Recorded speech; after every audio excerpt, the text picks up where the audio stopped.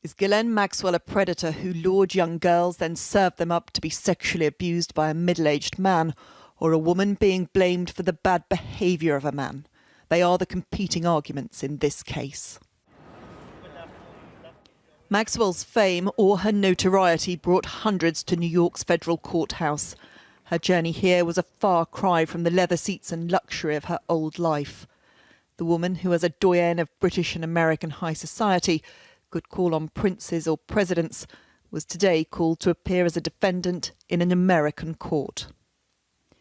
The prosecution told how Maxwell and her friend Jeffrey Epstein would target young vulnerable girls, some just 14, luring them into their life of luxury with friendships, scholarships, money and travel, then sexually abuse them.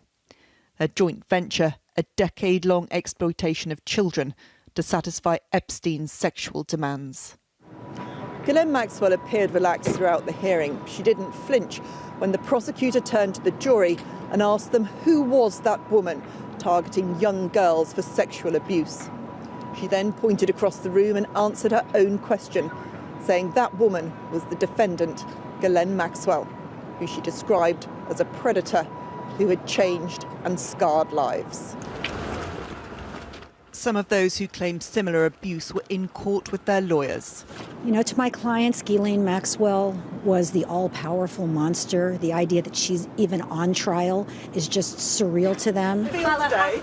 Supporting Ghislaine Maxwell at the hearing, other members of the Maxwell family dynasty. Have you spoken to your sister at all? They, like her, protest her innocence. Her legal team telling the court, ever since Eve was accused of tempting Adam for the apple, women have been blamed for the bad behaviour of men. And women are often villainised and punished more than the men ever are. Jeffrey Epstein was spared the judgment of this court, having taken his own life in prison.